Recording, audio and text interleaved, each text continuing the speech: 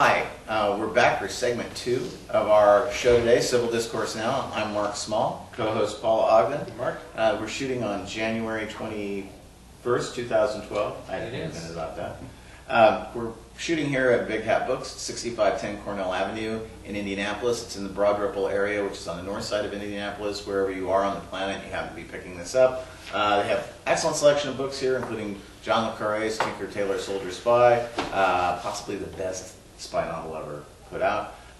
We have our guests today, Shepard, former congressional candidate for Congress for the Libertarian Party, Matt Stone, former candidate for City County Council here in Indianapolis, Libertarian Party. They're both bloggers. Matt does Indie Student, and Sean, what's your blog again? SeanShepard.org. Okay. Actually, Matt, well, we'll get to Matt's poll in a second, but I think this past week we saw a wild swing in polls that Romney had as much as a 10-point lead start of the week. In South Carolina. In South Carolina, thank you for clarifying that. And now all the polls are showing, that I'm seeing coming out, are showing so Gingrich with anywhere from a 6 to a 9-point lead somewhere in there. We also should point out that Ron Paul and Santorum are kind of neck and neck for third place, so that'll be an interesting race to watch. There's a poll that was that came out from Clemson University yesterday that showed Gingrich was Romney. I'm trying to figure it out because they're all doing this relative to somebody else. I'm looking at the Clemson Palmetto poll right now. I see 32% for Gingrich, 26% for Romney. The PBP poll, which runs 182 to 120, shows a bigger gap with Gingrich at 37 and Romney at 28. The Real Clear Politics average, which is Real Clear Politics is the website, which averages a bunch of the recent polling from 117 to 120, shows a pretty tight gap between Gingrich and Romney. Gingrich at 32.8, Romney at 30.2, Ron Paul at 13.2, and Santorum 11.4. Right. I think it's important to point out that South Carolina is mostly winner takes all. It's whoever wins the majority in each congressional district, and then whoever wins statewide. Those delegates are committed to those specific candidates. And then there's a handful of uncommitted delegates that represent the entire state as well. I think political parties have super delegates. Super delegates. And the polling though, a lot of the polls, are they still using landlines? Because like a lot of the people anymore who have landlines are either older people or people who are on work release and home detention. So I think you get kind of slightly skewed results. Well, the larger polling firms like Gallup and the tracking polls and stuff like that, they say that they changed their metrics to adjust for how communications change over the past 5 years. The more partisan polls, like PPP, which is a Democrat-leaning polling firm, sometimes their polls are seen more as outliers, which might explain why PPP has such a huge Gingrich surge, while all the other polls show him just kind of minorly ahead of Romney. Actually, the PPP poll, I saw that they've released results the last 3 days that have shown Gingrich's percent going from 35 to 35 to 37. Yeah, that's the one I have. Right. And you really can't use Gingrich and Romney interchangeable. Right. I mean, at the end of the day, what are the real differences going to be between these two guys? That's something we'll get into. But you had some interesting poll results. We call them crosstabs. Crosstabs. Explain what crosstabs are. When a polling firm goes out and does these questions, ask who you're going to vote for and stuff like that, they also ask some stuff about your demographic, how much income you make, what your religion is, male or female, and stuff like that. Well, Bill Maher, who hosts Real Time on, is it HBO? He commissioned a poll from Public Policy Polling, and he got some really interesting crosstabs as far as what he learned about 1,071 Republicans and Independents were polled by Public Policy Polling about the Republican primary, and they asked stuff like, if candidate was gay, would you be more likely or less likely to vote for them? And the base percentage, 9% of Republicans said they would be more likely to vote for whatever candidate they were supporting if they were gay, less likely, 53%, and 30% said it wouldn't make a difference. If candidate was atheist, would you be more or less likely to vote for them? 11% of Republicans said they would be more likely, 69% say they would be less likely to support whoever they were going to support. So individually. Republicans support gays more, homosexuals more than atheists. Well, you say gays because right now there's no woman running, because so you have to say gays or lesbians. But and then they broke it down more specifically. If you're the person who would be less likely to be the least affected if they were gay, Rick Perry gets the most bump from it at 16%. Negative. Yeah, no. He said 60% of Republicans would be more likely to vote for Rick Perry if he was gay. Ironically, What if you were a lesbian? 67% of Republican supporters said they'd be less likely to vote for him, and he was also so he's the most, he would benefit the most and be hurt the most by being gay. Isn't that just Quite the way of law? ironically, yes.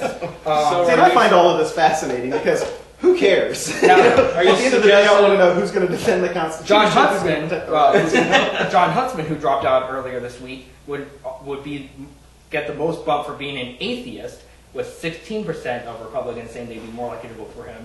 And if someone was an atheist, the one who'd be hurt, again, we're back to Rick Perry. If he was an atheist, 87% of Republicans would be less likely to vote for him. Okay, but here's a crucial question. What about multiple sexual partners? That I'm glad you asked that. The metrics for this is really interesting. 4% of Republicans say they had in this. I'm not saying the independents because that kind of throws everything off.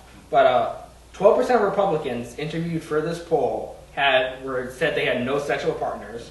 33% said they had one sexual partner, and Have had. yeah. Have had. Not currently have. You're in the middle of the poll there. I mean, not everybody's and then not everybody's as 4% cool as you are.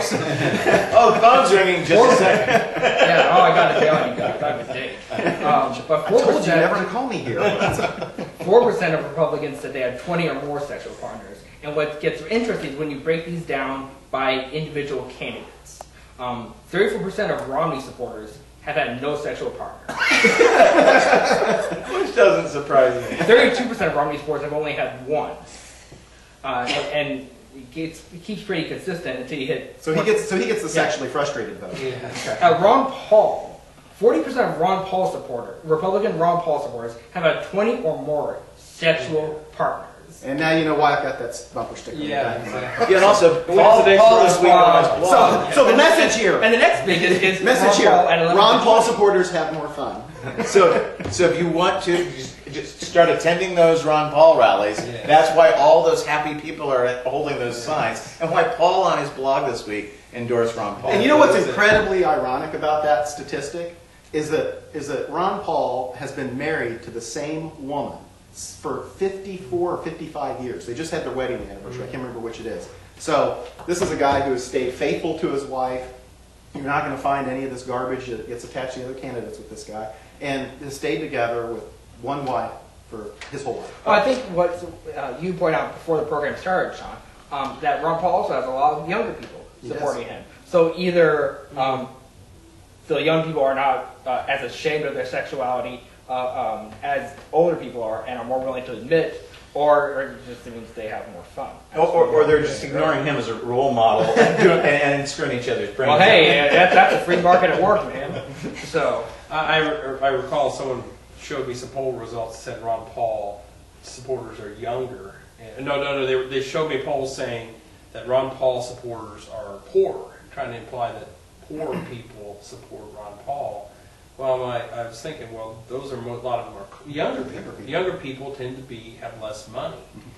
When you're in college, think about how much money you had compared to now. I know, Sean, you're only in money, but when you were in college, you were probably poor. I mean, well, so anyway, so you got to look at. You can't just take these numbers in isolation. You have to. also head to head, Tim Tebow versus Mitt Romney. 34% of voters would vote for Tim Tebow over Mitt Romney. Mitt Romney would win by 66%. What percentage of people? Okay, the total candidate breakdown.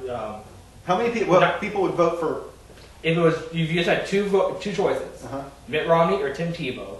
The 69% of Republicans would vote for Mitt Romney. 31% would vote for Tim Tebow. So we got 31% of Republicans that would vote for a football player that they know absolutely nothing about Other than he prays. his politics, other than he prays and is very religious. That They might would not- vote for him. That might not be the determining factor. He led the University of Florida Gators to a national championship, and he primarily runs, and he's left-handed. Those could be factors too. Absolutely, they could be factors. And now, what I found interesting is the only candidate who would lose to Tim Tebow, Ron Paul would lose to Tim Tebow, Rick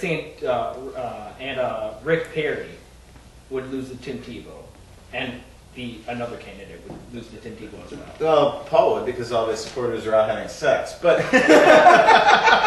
So anyways, thank you, Bill Maher, for commissioning the best PPP poll in this cycle, this hilarious cycle. I hope it would go on forever. I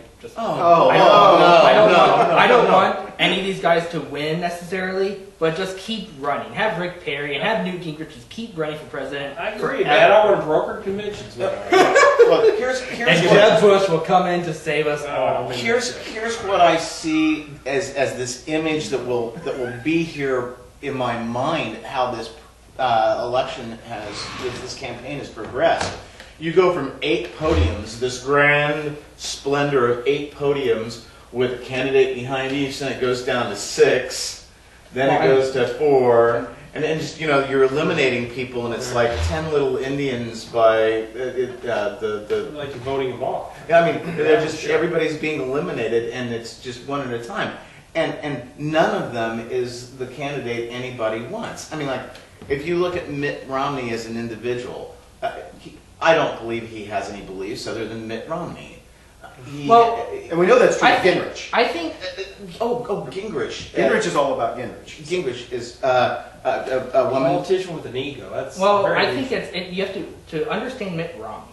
You have to understand his relationship with his father, George Romney, former governor of Michigan, And who also ran who ran for president himself. But George Romney visited Vietnam in 1965 or so, and he came back and he said soldiers were brainwashed, No, or he the said American he public was was brainwashed. And took some George Romney's personality was that he would tell you how he feels with no regard to how that would play in the media.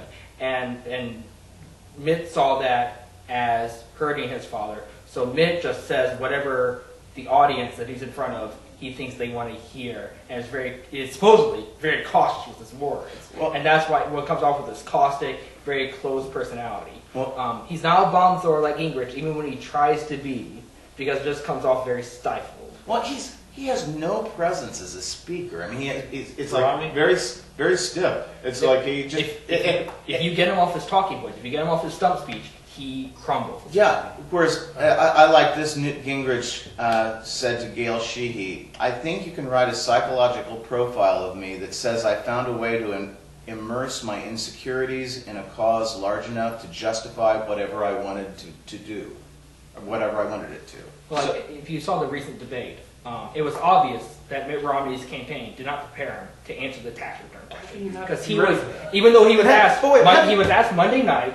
And wasn't prepared. How do you and not Thursday, run for president without knowing that you're going to be asked for that? Well, and Mitt Romney Have you was not asked been again paying Thursday attention? night, and it was obvious. I mean, he was blinking a lot, and blinking's a sign of nervousness. Mm-hmm. John King brought up his father, and just he's obviously very nervous to talk about his father and talk about his tax returns. But Newt Gingrich was obviously prepared for his question of, well, what about that open marriage?